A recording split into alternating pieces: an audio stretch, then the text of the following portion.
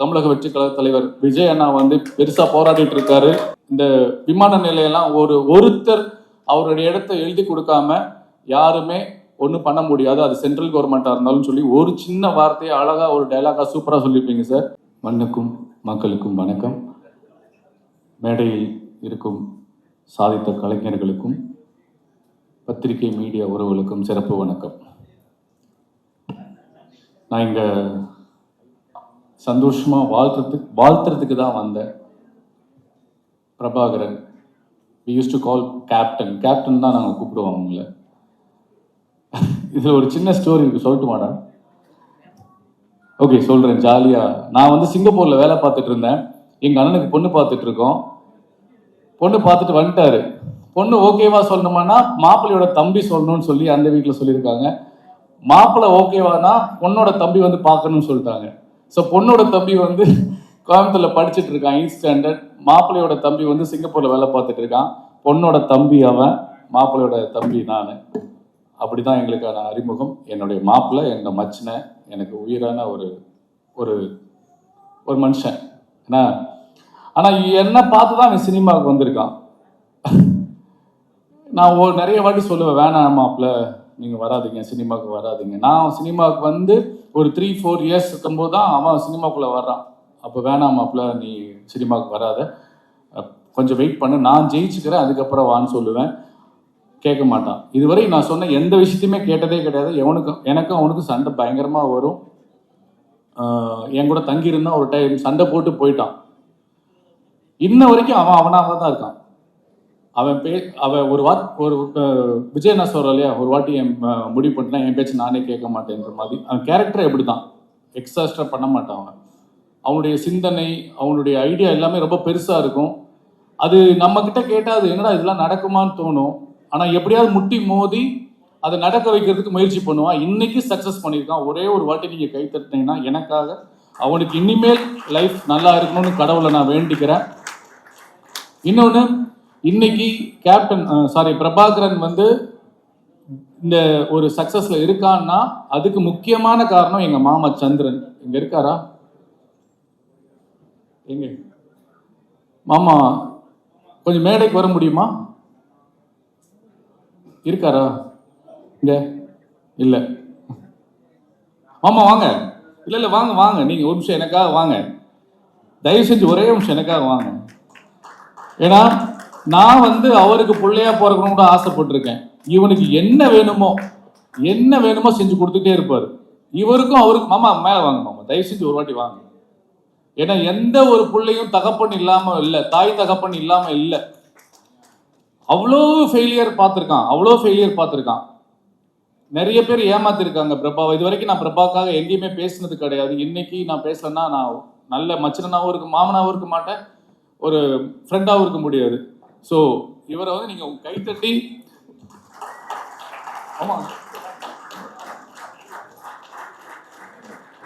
சந்திரன் இவர் இல்லைன்னா பிரபாகரன் இல்லை. இந்த மாதிரி ஏகப்பட்ட தந்தை இல்லைன்னா நல்ல மகன்கள் சாதிக்க முடியாதுன்றது உண்மை. தேங்க்யூ மாமா. நான் பார்த்து நான் வந்து நிறைய டைம் பொறாமப்பட்டிருக்கேன். இவருக்கு நான் பிள்ளையா பிறந்திருக்கலாமே அவங்ககிட்டே சொல்லுவேன் நான். ஏன்னா அந்த அளவுக்கு தன் பிள்ளையோட கனவுகளுக்கும் தன் பிள்ளையோட ஆசைகளுக்கும் திட்டினா கூட திட்டி சண்டை போட்டுருவாரு, அதுக்கப்புறம் பணம் போட்டு விட்டுருவாரு. இது வரைக்கும் இவன் இழந்த பணம் எனக்கு தெரிஞ்சு 3-4 கோடி இருக்கும். இந்த 15 வருஷத்துல சினிமாக்காக இழந்த பணம் 3-4 கோடி இருக்கும். அதுக்கு பின்னாடி நிறைய இழந்திருக்கோம் நாங்க.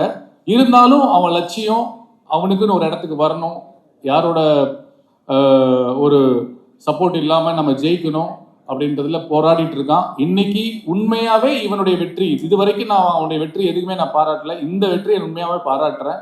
என்ன காரணம்னா, இந்த படத்தை ரொம்ப கம்மியான செலவுல எடுத்தது ஒரு மிகப்பெரிய வெற்றி, லோ பட்ஜெட்ல. அதுக்கப்புறம் எக்ஸ்ட்ரா செலவு பண்ணி இந்த படத்தை ப்ரொமோட் பண்ணதுல அவன் ஜெயிச்சிட்டான். ஒரு பெரிய ப்ரொடியூசரா ஜெயிச்சிட்டான்.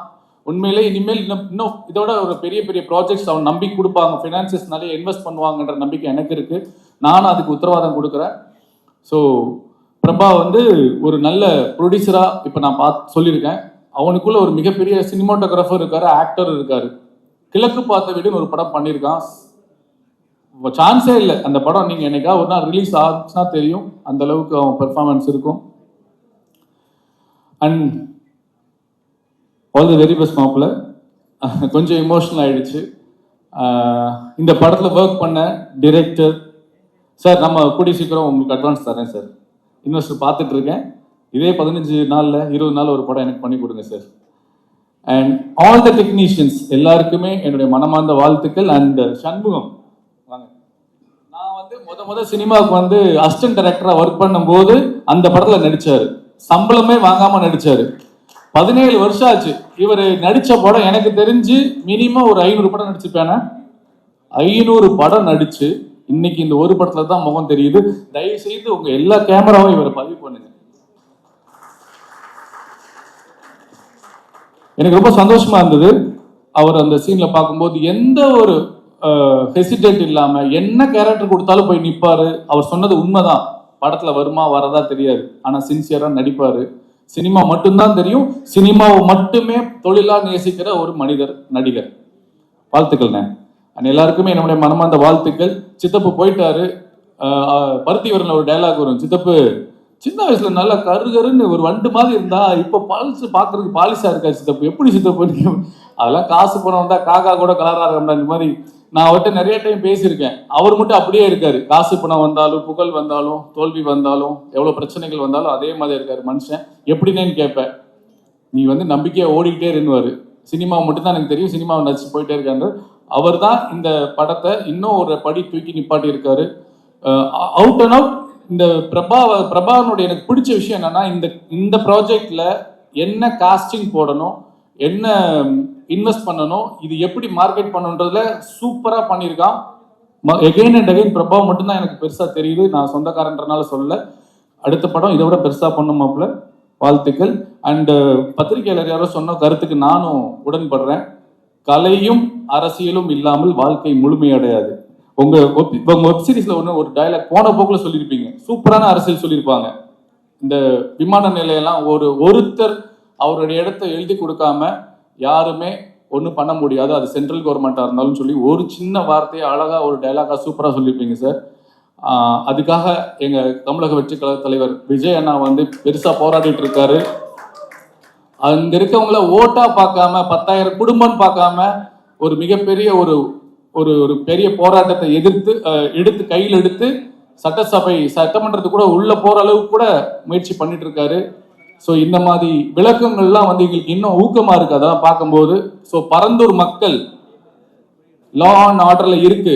நீங்க கையெழுத்து போடாம உங்க இடத்த கொடுக்காம கவர்மெண்ட் கையகப்படுத்த முடியாது. சட்டத்துல இடம் இருக்கு. அந்த செய்திக்கு நன்றி. டைரக்டருக்கு, ப்ரொடியூசருக்கு நன்றி.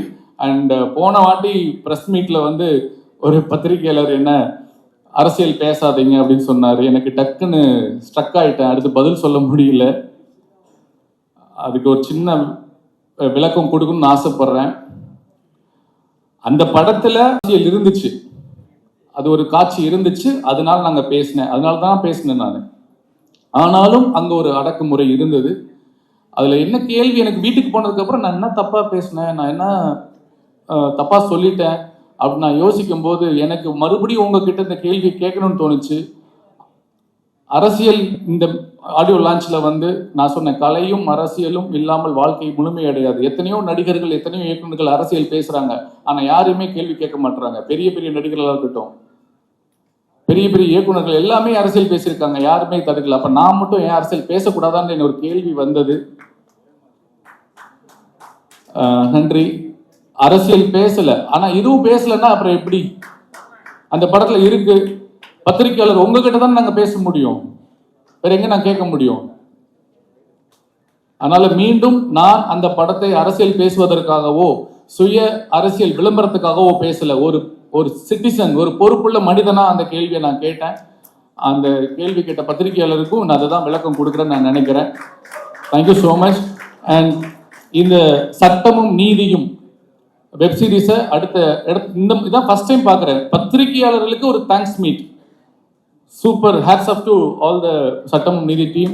அண்ட் ஒரே ஒரு ரெக்வஸ்ட், அந்த சினிமா பத்திரிகையாளர் சேர்த்துக்கோங்களேன் எடிட்ல. நீங்க பிரிச்சு பார்க்கல அல்ல இருந்தாலும் கலை அரசியல் தான் ஒரு வாழ்க்கை, மனிதனோட வாழ்க்கையில மிக மிக முக்கியமானது. இன்னைக்கு நம்ம இங்க இருக்கோம்னா இது சினிமா பத்திரிகையாளர்கள்.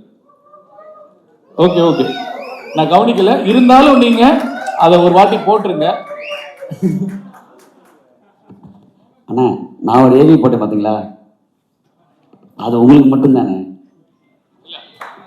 இது இல்ல, அவர் மனசளவுல உண்மையா தான் சொல்றாரு, இருந்தாலும் வெளிப்படையா கன்வே ஆகணும்ல. அப்ப அரசியல் சட்டமன்றம் இருக்கு, பாராளுமன்றம் இருக்கு, ரோட்ல போய் பண்ற பத்திரிகையாளர் இருக்காங்க. இங்க நம்ம பத்திரிகையாளர்கள் இவங்க தான். நம்ம சினிமாவை, நம்ம நடிப்பை, நம்ம திறமையை மக்கள் கொண்டு போறவங்க இவங்க தான். அதனால சினிமா பத்திரிகையாளர் போடுங்க, நம்ம பிரசாத் லேப போடுங்க, நம்ம பத்திரிகைகளோட கிளிப்பு அங்க போடுங்க. ஒரு தாழ்மையான வேண்டுகோள், தப்பா எடுத்துக்காது. ஓகே, நல்லதையே நினைப்போம், நல்லதையே விதைப்போம், நல்லதே நடக்கும். நன்றி, வணக்கம். முடிவுக்கு வந்துட்டோம். அதுக்கு முன்னாடி